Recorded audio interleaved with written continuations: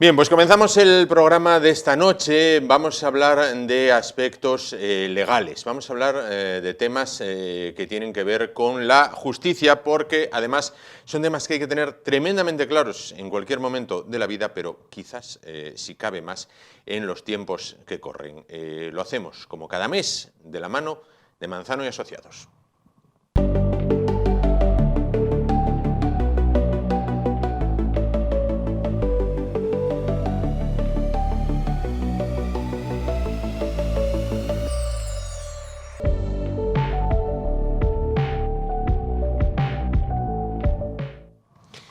Bueno, pues Manzano y Asociados, ubicado en Oviedo, en la calle Uría, número 56, se encuentra esta noche con nosotros su directora y abogada, María Jesús Alonso Manzano. ¿Qué tal? Buenas noches. Buenas noches, Juan.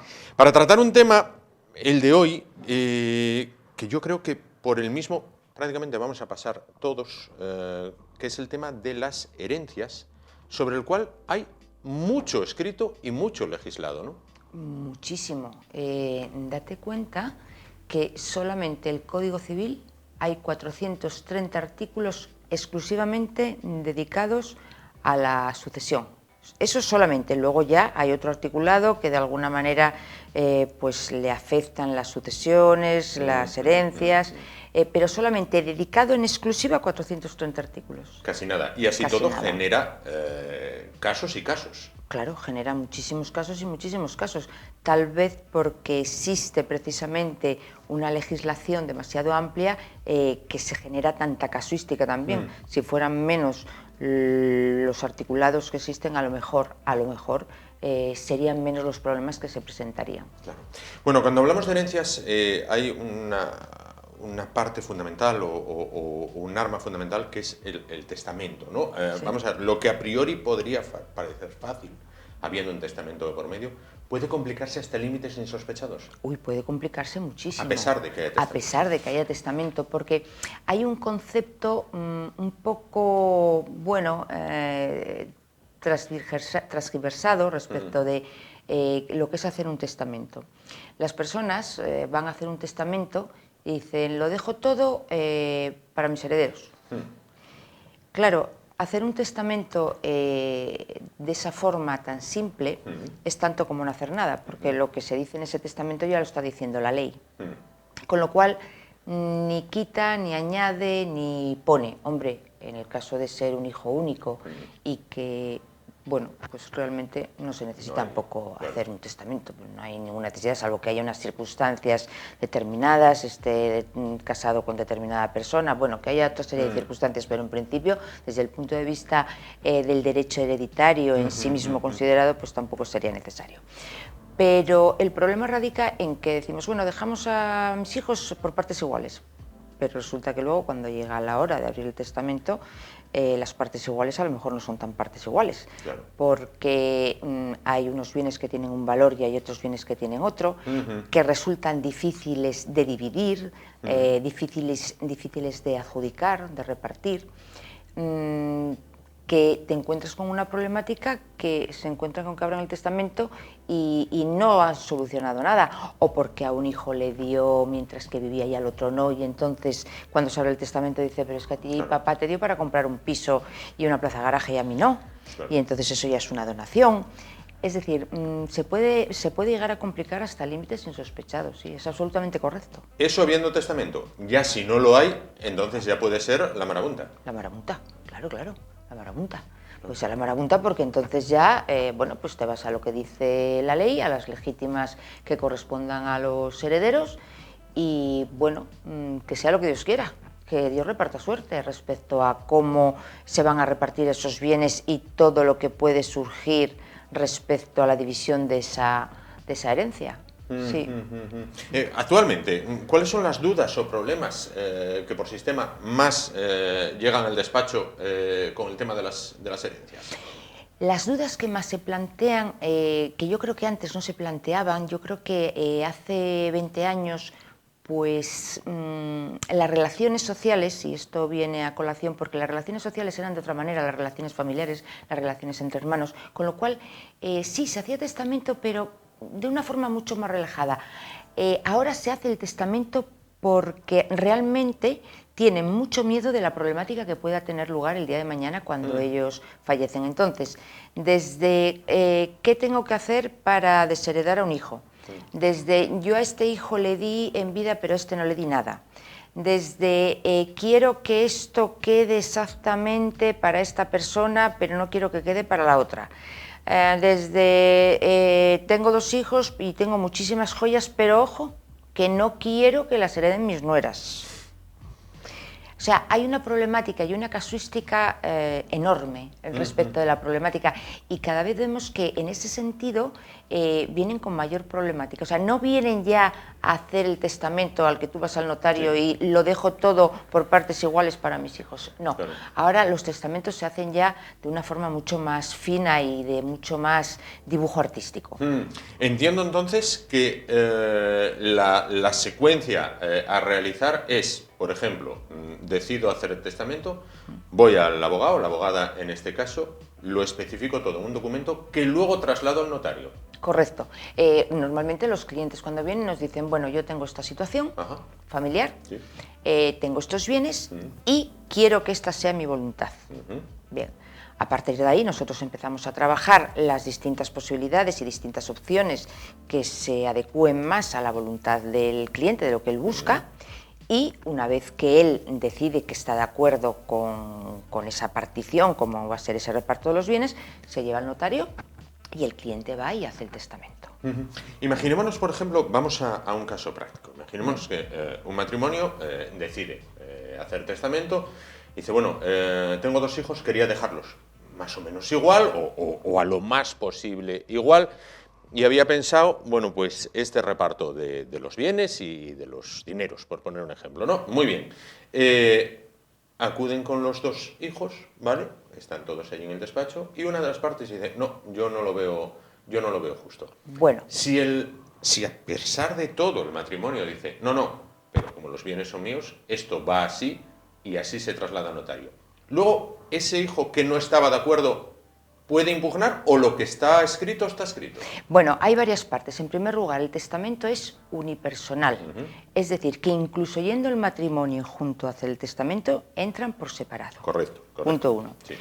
Punto 2. Nunca los hijos van a ir con los padres, ni ningún tipo de heredero va a ir con el testador a hacer el testamento. No puede entrar. No podría. No podría. Correcto. Con lo cual, no conocería a priori su voluntad. Otra cosa es que el testador que lo transmita. Sí. No estoy de acuerdo con esto. Da igual eso mientras que está vivo el testador. Da igual que esté de acuerdo o que no esté de acuerdo. Es el que hay, es el que hay. Es el que hay, es el que hay. Es la voluntad de una persona respecto de sus bienes para cuando él ya no esté. Ahora bien, y aquí la pregunta tiene mucho fondo, mucho calado. Una vez que fallece el testador y se abre el testamento, el heredero o herederos, si son varios hermanos o sobrinos o lo que sea, no están de acuerdo. ¿Pueden impugnarlo? Sí, pueden impugnarlo. Por supuesto. Claro. ¿Otra cosa? Impugnarlo no quiere decir que sea éxito. No. Claro. No. Pueden reclamar. Pueden impugnar diciendo yo no estoy de acuerdo con este testamento porque este testamento está hecho en unas condiciones que no eran las idóneas, porque me está correspondiendo menos de la legítima, porque hay que traer donaciones que se hicieron a otros hermanos y tienen que venir a la herencia. Hay miles de causas de impugnación. Claro. Entonces, entiendo, y le pregunto a María Jesús, bajo la experiencia acumulada, ¿no? De estos años, para que a priori salga bien, aunque luego pueda salir mal, mejor dejarlo todo atado y bien atado hasta el último detalle, hasta lo que parezca más, bueno, hombre, esto se da por supuesto, no dar por supuesto. No se puede hacer ninguna suposición ni hacer ningún por supuesto. Hay que dejarlo todo lo más atado posible. Y, muy importante, que bueno, yo ya llevo muchos años que estoy presente en este tipo de documentos que te voy a explicar. Y es en el testamento poner un albacea contador partidor. Esta es una figura muy antigua, que era muy típica hace muchísimos años. Te hablo que, bueno, pues en el siglo XVIII y XIX ya esa figura era indispensable. Ajá. Era indispensable porque esa persona, esa figura era la que interpretaba el testamento. Correcto. Con la finalidad de que ese testamento no terminara, o esa herencia no terminara judicializada, ¿vale? Ante un juez. Sí. Luego, bueno, pues hubo una época en que eso se dejó un poco de lado, la figura del albacea contador partidor quedó un poco, bueno, ahí entrevelada, y otra vez vuelve a estar muy en auge. Entonces, nosotros siempre recomendamos poner un albacea contador partidor, porque esa persona va a ser la que interprete el testamento y le va a decir, esto es así, así y así, porque sus padres, sus tíos, quien sean los herederos, así lo quisieron. Claro. Y esto lo tienen que respetar. ¿Y esa persona es un agente, digamos, externo? ¿Tiene que ser alguien de la familia? ¿No puede ser nadie de la familia? ¿Cómo funciona esta persona? Bueno, no puede ser uno de los herederos. Lógico. Lógicamente. ¿Puede ser una persona de la familia? Sí, pues una persona de la familia que no tenga nada que ver en la herencia y que no tenga ningún tipo de vinculación, que no vaya a ser parcial. Sí. ¿Vale? Lo cual es un poco difícil, con lo cual nos iríamos, pues a lo mejor en un momento determinado, a familiares muy lejanos. Si no, bueno, pueden ser personas de la familia, pueden ser amigos, pueden ser vecinos, cualquier persona en la que se confíe. Ahora bien, ser albacea contador partidor requiere un conocimiento de las leyes y del derecho absoluto, con lo cual, al final, si no se pone la figura de un abogado, esa persona que ha sido nombrada de confianza va a tener que nombrarlo. Correcto. ¿Vale? Que también es posible. También. Es decir, sí, pero sería otro paso más. Bueno, no es que sea ningún otro paso más, es sencillo. Es decir, imaginemos que en una herencia a ti te ponen como contador partidor, pero albacea contador partidor, y resulta que no tienes ni idea. Pues nada, vas a un abogado, tengo encomendada esta labor, y claro, necesito el profesional que la lleve a cabo. Claro. Y es el profesional el que la realiza, si bien de la mano, en este caso, del albacea contador partidor. Entiendo. Bueno, vamos con más casos, porque claro, la casuística entiendo que aquí tiene que ser, tremenda, ¿no? Tremenda. La disminución de la capacidad mental de una persona mayor, de uno de los, el padre o la madre, puede ocasionar que uno de los hijos convenza, vamos a meter la palabra convenza, entre comillas, a ese padre para que cambie un testamento previamente realizado, ¿vale? Tú sabes que hay un testamento, porque esa persona lo dijo, puedes incluso conocer el contenido del mismo, pero bueno, pasaron los años y dices, bueno, oye, te convenzo, lo convencí de que lo hiciera de otra manera y lo cambió. La otra parte tiene que tener conocimiento, es decir, la gente que figuraba en ese testamento tiene que tener conocimiento de que se cambió, o no lo va a saber hasta el día del fallecimiento de esa persona. No tiene que tener conocimiento hasta que no se produce el fallecimiento, no van a saber nada, porque volvemos al mismo, el testamento es personal, con lo cual no se lo va a decir a nadie. Manipulaciones de este tipo existían menos y ahora existen muchísimas. ¿Mucho? ¿Sí? Muchas porque los llevan al notario, lo que pasa es que hay que pasar varios filtros, o sea que, quiero decir, el hijo que acompaña no entra solamente el testador, lo que pasa es que, claro, puede ser en un momento de lucidez, puede tratarse de personas que tienen cierta senilidad o cierta demencia o que van perdiendo capacidad, pero que son aquellas personas que todavía no han sido incapacitadas, que a lo mejor no lo son nunca, pero que tienen determinados momentos de lucidez. Entonces, en este momento de lucidez lo llevas al notario, el notario ve que está perfectamente y hace el testamento. Y resulta que a lo mejor a las 2 horas esa persona está, pensando en otro lugar del mundo. Lo que pasa que es arriesgado. Es arriesgado porque el resto de herederos, cuando se abra el testamento, sabrán el estado de salud de esa persona y cómo se encontraba.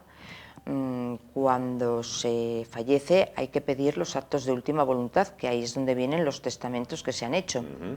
Se va a saber esa persona al momento que hizo el último testamento qué estado mental tenía, y si se puede demostrar que su capacidad fue manipulada y que estaba mermada, evidentemente se podría anular ese testamento. Claro. Sería nulo el testamento. Claro. Entiendo que entre hijos se da, entre sobrinos ya. Entiendo que cuanto más allá nos vayamos, más se abre el abanico. El abanico, lógico. Bueno, en la legislación española, ¿es más complicado de lo que pensamos desheredar a un hijo? Porque hay veces que incluso coloquialmente, ¡guau!, lo va a desheredar, pero creo que no es tan sencillo dejarle a cero, ¿no? No, realmente es muy difícil. Yo he tenido clientes que me han dicho, quiero desheredar. Wow. Bien. Hemos ido, hemos explicado al notario, el de su puño y letra, con una carta, ha explicado todos los motivos y, bueno, el testador se queda más a gusto, pero eso no quiere decir que vaya a fructificar, porque eso inmediatamente después va a suponer la impugnación de ese testamento y hay que demostrar por qué fueron las causas de desheredación, ¿vale? Entonces, hay causas que son muy graves y, bueno, relativamente fáciles de demostrar. Claro. Es decir, cuando existen delitos de violencia, cuando pues ha habido maltratos, cuando se ha atacado la libertad sexual del causante, de su cónyuge, de ascendientes o descendientes. Sí. O sea, hay causas graves cuando se puede demostrar que se ha manipulado la voluntad de ese testador precisamente para que cambiara su voluntad o para que no otorgue testamento, utilizando la violencia, la coacción. Existen causas, pero luego esas son relativamente fáciles, entre comillas, dentro de la dificultad que supone la situación, porque existe una sentencia, ¿vale? O existen datos muy acreditativos, pero por ejemplo, desheredamos a un hijo porque le ha negado alimentos a un padre o porque, bueno, no ha habido un comportamiento, bueno, pues de cuidados, de estar pendiente de su padre, de tratarlo mal, en definitiva. Sí. Eso es más difícil de demostrar. Eso es algo que entra dentro de la intimidad de una persona que normalmente nunca llega a expresarse exteriormente. Se puede expresar a testigos. Entonces, bueno, esos testigos, si consiguen acreditar que realmente ese hijo no miró para su padre en la vida o su madre y que realmente tuvo un comportamiento totalmente abusivo, pues entonces, bueno, podría prosperar, pero es mucho más difícil de lo que se piensa. O sea, la legislación que tenemos ya no es que no nos permita desheredar, o sí. El problema de la legislación es que te prohíbe hacer con tus bienes lo que te dé la gana. ¿Cómo? Sí, la legislación que existe en España no te permite hacer con tus bienes lo que tú quieres, que son tuyos. Es decir, producto de tu trabajo. Es decir, por ejemplo, un señor queda viudo, por ejemplo, y llega a la hora de testar y dice, bueno, mira, yo lo voy a ceder todo, absolutamente todo, a la Orden de los Carmelitas Descalzos y no dejo nada a mis hijos. ¿No podría? No, no puede. Nuestro sistema legislativo determina que la herencia tiene que dividirse entre los hijos, llámese hijos, descendientes, luego iríamos a los ascendientes o colaterales, pero tiene que dividirse necesariamente. Solamente hay una parte de la herencia que es libre, que es lo que se llama el tercio de libre disposición, que tú puedes disponer de él como quieras, pero del resto no. Entonces, claro, hay un sector muy importante de la abogacía, de la jurisprudencia, de los tribunales, que abogan porque realmente se cambie esta legislación que existe en el tema hereditario y que cada uno pueda hacer con sus bienes lo que quiera, sin tener que dar explicaciones a nadie. Claro. Es decir, si una persona con su trabajo ha creado su propio patrimonio, por el cual ha pagado sus impuestos y ha pagado el Estado, ha pagado en patrimonio, ha pagado en renta, ha pagado todos los impuestos habidos y por haber, ¿por qué tiene que venir a decirme a quién tengo que dejar yo mis bienes?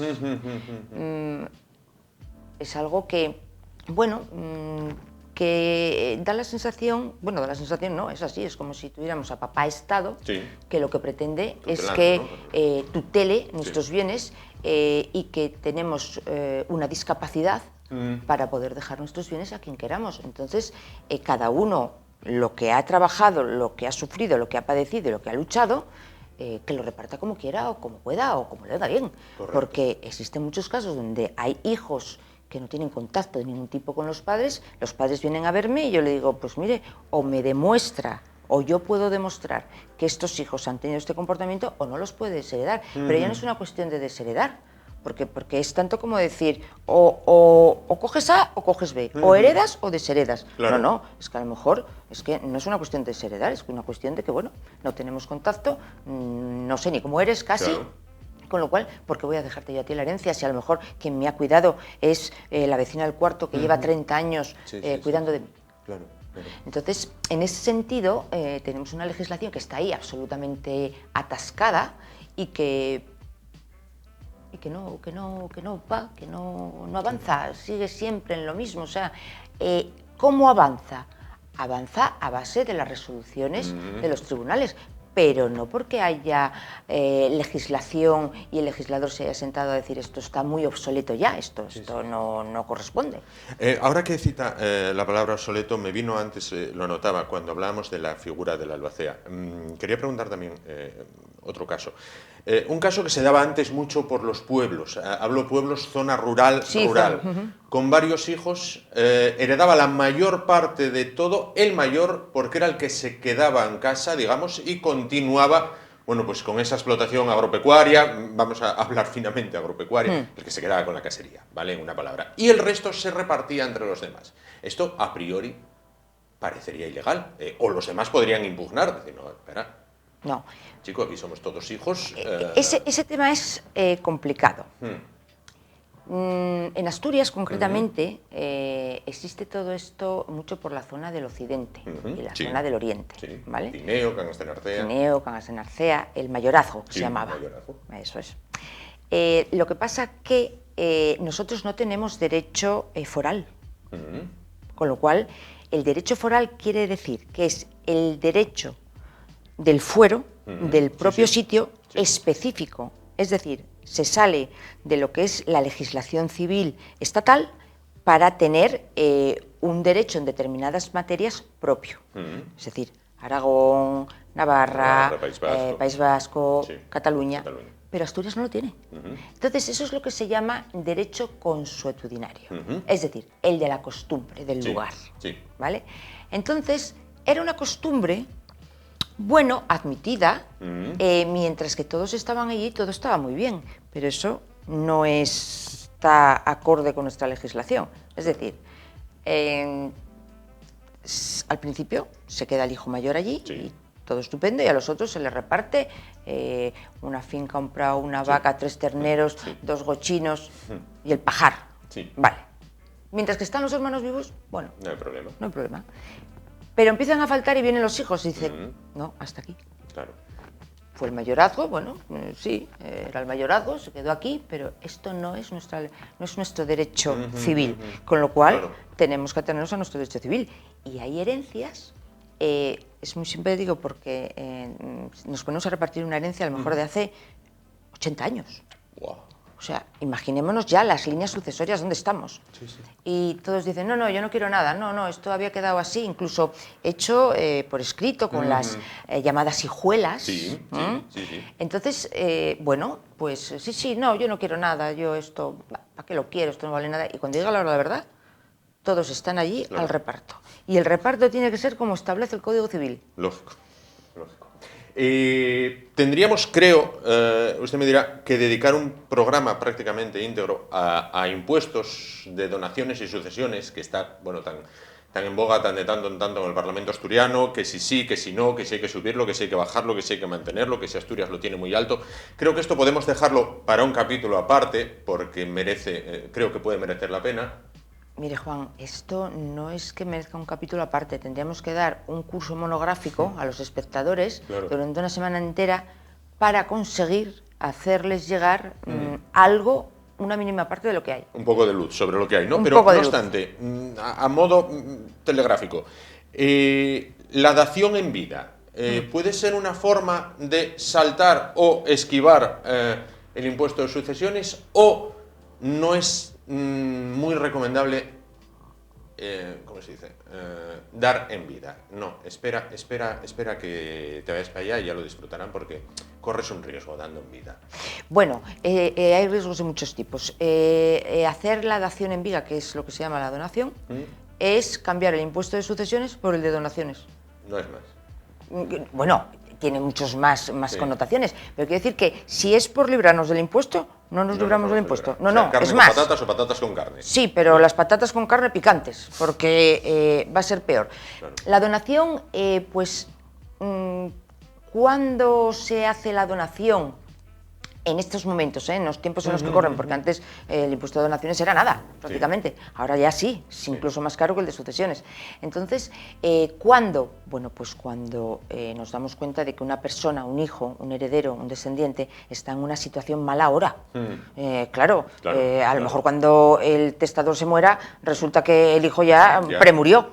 Claro, entonces lo necesita ahora. Entonces, son situaciones que se salvan con la donación, que pues en el tiempo supone pagar un poco más, pero se solventa una situación de ayuda a esa persona en ese momento. Claro, Entonces, pero la donación entendida como lo saco de la herencia para no darlo o evito impuestos, de una forma de tratar de evitar la ley, no. Las mentiras tienen las patitas cortas. Por supuesto.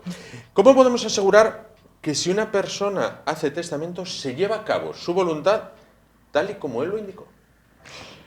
Pues la mejor manera es nombrar el albacea que te comentaba antes, porque en ese nombramiento le va a dar, no solamente se va a trasladar al papel, el papel lo soporta todo, pero hay muchas cuestiones que a veces son difíciles, ¿vale? Entonces, lo que se hace es que esos testadores van a transmitir su voluntad, cómo quieren que se haga, cómo quieren que se interprete en caso de duda, cómo quieren que se haga el reparto, qué explicaciones tiene que dar si preguntan las razones o los motivos por los que se hizo de esa forma y no de otra. Claro.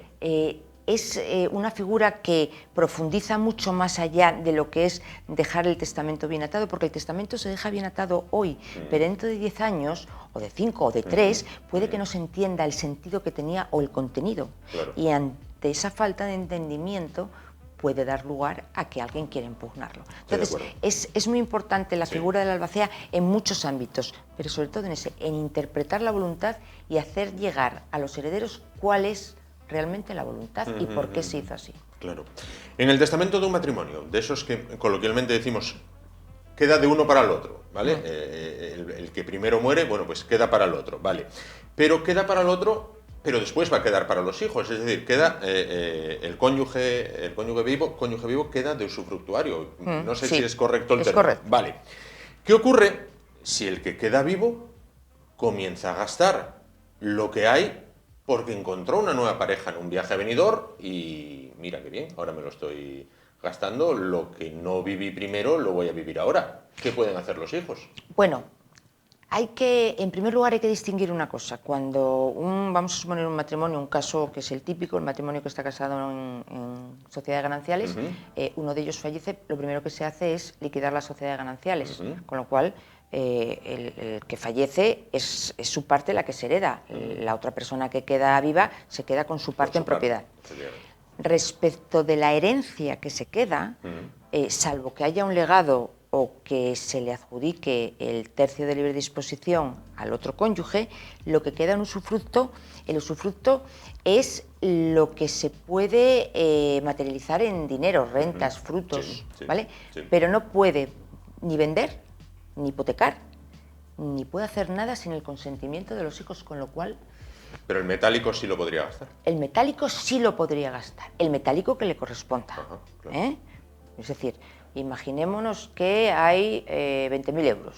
Por ejemplo, esos 10.000 euros que formarían parte de la herencia entran en un cómputo para calcular un usufructo. Ese usufructo es lo que al cónyuge viudo se le va a pagar. ¿Vale? Bien en rentas, bien los dividendos que de ese dinero. El dinero realmente, ese de la herencia va a ser de los hijos, no del cónyuge viudo. Al cónyuge viudo le corresponde una parte en usufructo que entra dentro del total de la herencia. Es decir, no distinguimos en tienes el usufructo de esta casa, de este coche, de este... No, correcto, se cuantifica. Y esos hijos pueden reclamar, imaginémonos que padre y madre, muere el padre. ¿Esos hijos pueden reclamar la parte del padre? Decir, bueno, esta parte Sí. yo la quiero ya, no quiero... Sí, se puede reclamar. Lo que pasa que para esos casos también en los testamentos hay testadores que ponen que en el caso de que los hijos, cuando se nombra heredero universal o se dice que sea usufructuario universal el cónyuge viudo, para el caso de que los herederos solicitaran la legítima o la parte de la herencia que le corresponde, se les penaliza diciendo que les quedaría solamente la legítima estricta. Correcto. Con lo cual el resto iría para el cónyuge viudo.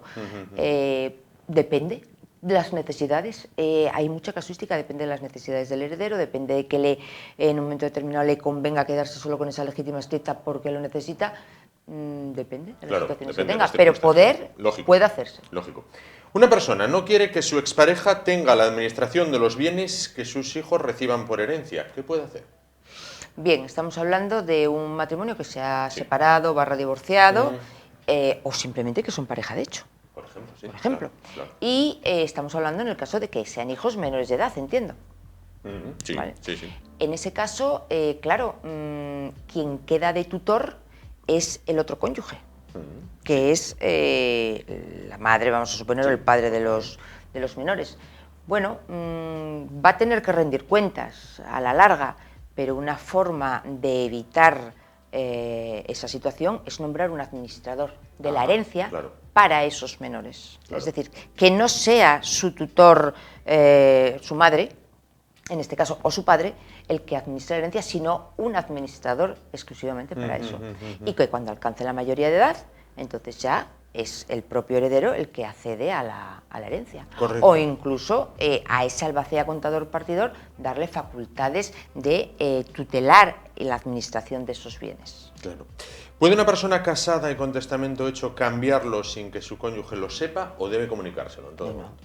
No hay nada que comunicar.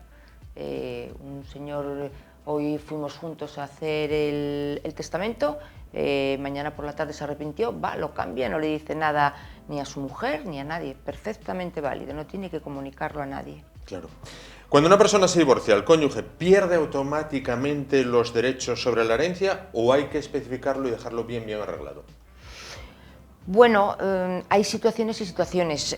Se puede dar el hecho de que se esté produciendo esa situación que estamos en tierra casi de nadie, es decir, empiezan los trámites de la separación o del divorcio y fallece. En ese caso pues se hace testamento y se especifica que se está en proceso de separación o de divorcio. O simplemente, pues nada, tiene un testamento que había hecho en su momento, hay una sentencia de divorcio y evidentemente automáticamente no tiene derecho absolutamente a nada. Claro.